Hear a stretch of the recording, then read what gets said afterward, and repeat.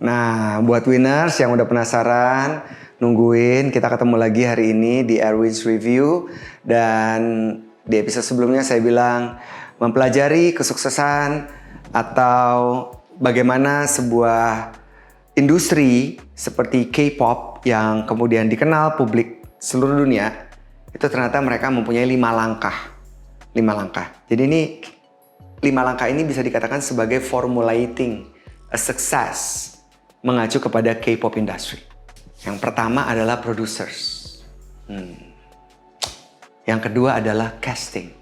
Yang ketiga adalah training. Yang keempat adalah producing and promotion.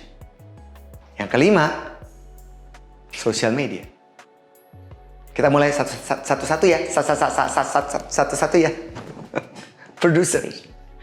Banyak sekali para talent scout. Orang-orang yang punya mata yang beda. Nah, kalau dalam penjurian-penjurian gitu, ada tuh ya orang-orang yang bisa lihat. Ini bisa jadi bintang. Saya tanya, apa yang lo lihat? Beda, bawaannya beda, ada bakat, ada api di matanya. Oh gitu. Seperti juga saya ngobrol dengan beberapa teman-teman di perfilman. Mereka udah tahu tuh kalau lagi casting ya, ini jadi nih. Asal attitude-nya bener dia jadi sukses nih anak. Bener lo jadi. Jadi memang ada orang-orang yang punya bakat tuh.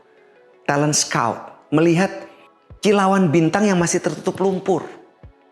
Nah produser ini tugasnya di K-pop industry adalah membuat sebuah proses produksi. Mensistemasikan. Persiapan masuk ke pasar luar negeri gimana. Dan juga dibuat langkah pendek, menengah dan jangka panjang. Terus diasah keterampilan dari mulai perencanaan untuk menentukan pasar global. Dan sistem yang mereka buat, seluruh proses ini membentuk sebuah kegiatan yang namanya promosi. Jadi produser lah yang akan menjadi tolak ukur pertama kali untuk melihat apakah orang ini punya bakat atau enggak. Nggak punya bakat, punya kemauan. Oke, mukanya beda nggak? Bisa dioperasi apa enggak? Bisa ditambahin nggak? Misalnya dibikin kotak mukanya ya. Ya namanya juga music industry. Namanya juga entertainment. Semua bisa dibuat. Namanya juga dunia hiburan, entertainment, to entertain people. Nah langkah kedua yang mereka lakukan adalah melakukan casting. Casting. Nah di casting ini banyak sekali tahapannya. Mereka kemudian mencari orang-orang yang bisa mereka training. Nah itu tuh ya kalau tadi cerita saya di episode pertama. Blackpink, 6 tahun jungkir balik, gak ada hari libur. Hajar, suruh nyanyi, suruh nari, suruh balet, suruh nge-rap, segala macam. Suruh belajar bahasa Inggris, bahasa lain. Semua diaktifasi bakat-bakatnya.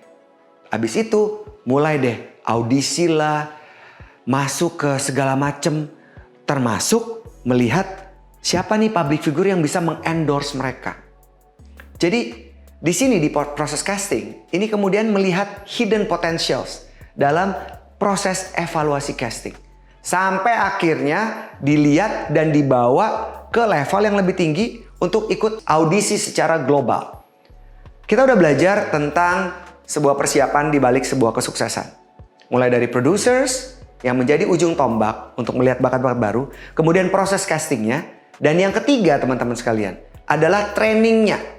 Nah ini ya, agensi atau agensi di Korea melakukan peran mereka 100% sebagai gatekeeper yang ketat. Seketat kosaki baru atau seketat celana dalam baru. Ya kan? Dikontrol. Tadi saya sempat bilang di episode pertama. Yang saya lihat dijagain. Kayak ada CCTV kemanapun lo pergi. Ada orang yang nemenin lo, chaperon yang nemenin lo. Wah, dan dikirimlah tim-tim ahli yang dapat mengasah dan mengaktifasi semua keahlian-keahlian mereka. Dan latihannya keras banget. Jadi dalam sebuah statement banyak bintang-bintang, nggak cuma di Korea, bilang, lo nggak pernah tahu gue jungkir baliknya kayak apa. Lo lihat gue udah jadi. Di balik itu ya seperti misteri gunung es. Banyak yang nggak kelihatan, kita cuma lihat di ujungnya doang. Dalamnya kita nggak tahu jungkir baliknya, strugglingnya, their sweat, their blood and their tears. Itu yang banyak orang nggak lihat. Kayak kita tuh pengennya instan. Nggak bisa teman-teman. Disinilah mental-mental para bintang, calon bintang, itu digodok abis-abisan. 100%. Karena, yes, sebagai seorang entertainer, kita dituntut untuk bisa menghibur orang. Walaupun hati lagi sedih. Walaupun orang tua, pernah ya, ayah saya lagi sekarat di rumah sakit. Udah mau menemui ajal. Saya lagi di Bangka, lagi kerja ketemu ratusan orang. Kakak saya telepon. Saya bilang, tar dulu ya, gue kelarin dulu nih, pulang cepetan. Pap udah kritis banget nih nungguin lo doang. Saya harus maksimal. Masa saya pas muncul saya mukanya bete gitu karena mikirin bapak saya. Dan mereka juga gak peduli gitu karena kita udah dibayar untuk itu gitu. So be professional. Nah mental-mental ini yang harusnya tuh ada dalam komponen untuk membuat sebuah so-called kesuksesan. Terus ada koreografer yang ngajarin mereka lah. Diasah terus diasah sampai akhirnya kebentuk lah. Oh ini karakternya begini ya. Oh ini begini ya. Oh ini kayaknya lebih baik begini gayanya.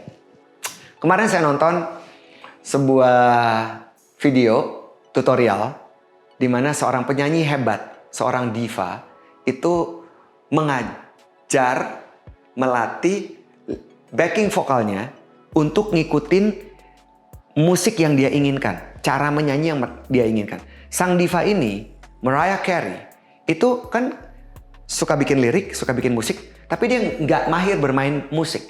Jadi dia meng-hire seorang produser, terus pemain cello lah, biola lah, segala macem untuk mengikuti nada yang dia bawain dan diimplementasikan dalam musik.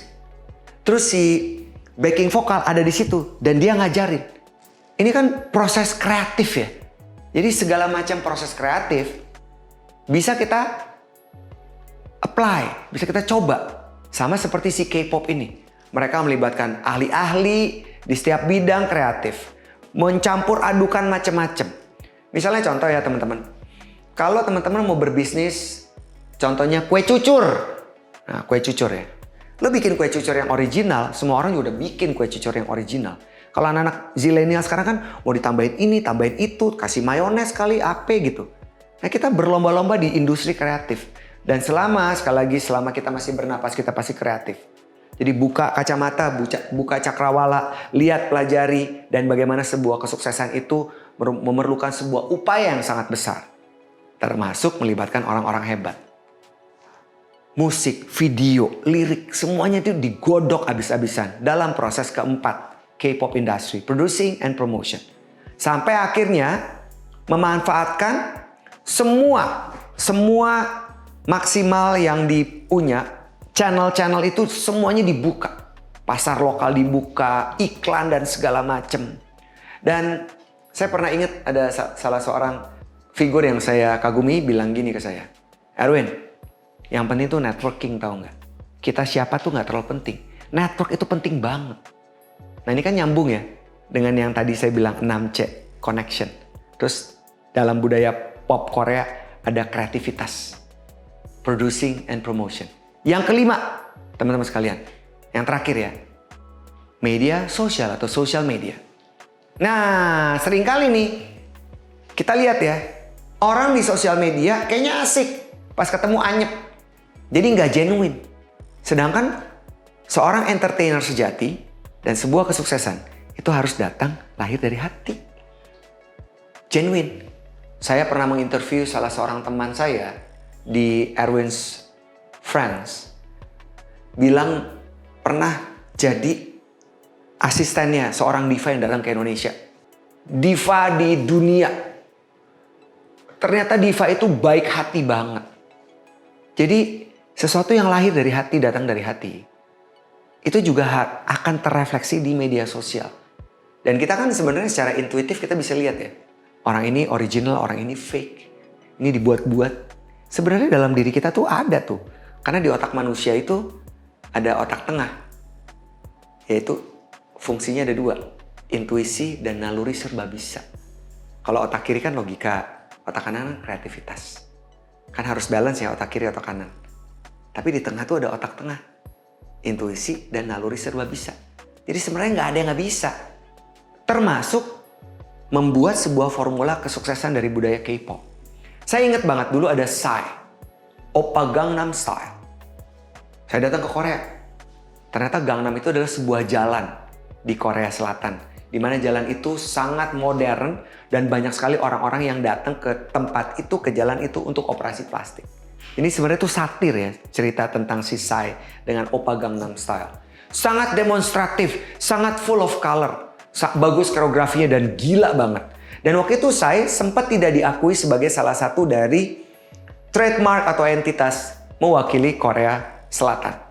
Tuh nggak diakuin dia. Sampai dia melejit di luar negeri, baru deh pulang ke negaranya, wah dipuji-puji, dibikinin macem-macem, dihargain. Tapi sekarang, mana kita lihat Psy? Ternyata Psy, menurut banyak orang, udah nggak aktif lagi karena sekarang dia di balik layar sebagai seorang produser yang menciptakan artis-artis baru yang lahir dari proses yang tadi udah kita pelajari, ada 5 tahapan itu. Dulu waktu saya masih siaran di radio, ada sebuah terms namanya one hit wonder. One hit and we wonder. One hit wonder. Jadi contoh misalnya penyanyi, lagunya, singlenya ngetop banget, diputar di semua radio di seluruh Indonesia. Terus dia bikin album. Nggak ada lagu yang dikenal, cuma satu lagu itu doang. Itu namanya seorang penyanyi one hit wonder. Nah kenapa ya? Banyak orang-orang yang kita lihat dulu ngetop, terus hilang. Tahu nggak kenapa menurut saya? Nggak punya konten. Jadi sekarang saya mau nambahin. Jadi 7C.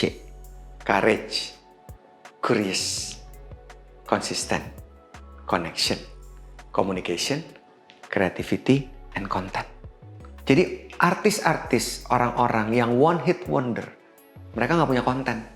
Habis bahan. Kayak kita lagi ngobrol sama temen, kehabisan bahan. Nah kalau kehabisan bahan, ya lo pergi aja ke Majestic tuh, pasar baru, beli bahan baru. Atau ke pasar di mana jualan bahan. Tapi kalau seorang public figure, seorang entertainer, seorang yang punya kualitas, itu nggak akan pernah habis bahannya. Karena apa? Mereka belajar terus. Karena apa? Tekanan sebagai seorang yang dikenal oleh publik, itu nggak mudah loh. Nggak mudah. Jadi kalau teman-teman ingin mereplika sebuah formula kesuksesan dari budaya K-pop, prosesnya panjang. 5 langkah tadi. Saya ulang lagi ya. Kalau K-pop tuh apa aja yang mereka lakukan ya? Producers, casting, training, yang keempat producing and promotion, dan yang kelima adalah social media. Sedangkan kita sebagai pribadi, kalau kita ingin sukses, saya punya 7 formula tadi yang saya tambahin konten. Supaya kita nggak one hit wonder. Dan di balik itu semua, selain persiapan, kerja keras, jungkir balik, kayak orang gila, nggak habis-habis, fokus, bakat, momentum, waktu yang tepat. Tapi juga harus punya attitude yang baik. Karena kalau kita keren, tapi attitude-nya nyebelin, habis juga, nanti mulut pada ngomong. Jadi pilihannya ada di dalam diri teman-teman sekalian. Proses yang saya jelasin tentang formulating a success dari K-pop industry dan kemudian 7 komponen C itu bisa kita adaptasikan di dalam diri kita. Karir yang kita mau capai, konsistensi, terus semangat, terus menerus, nggak berhenti belajar, sampai pada akhirnya, yes, waktu akan datang kepada kita dan membuat kita kemudian menjadi orang yang terus mau belajar, stay humble, stay curious, stay hungry, sehingga ya journey kita nggak akan pernah habis. Oke winners, banyak banget yang bisa dipelajari, catat, dan buatlah sebuah kebiasaan yang baru dari semua hal yang hari ini saya bagikan. Dan saya yakin tahun depan teman-teman pasti akan jauh lebih baik daripada hari ini. Kalau situ mau. Mau nggak bayar harganya? Oke?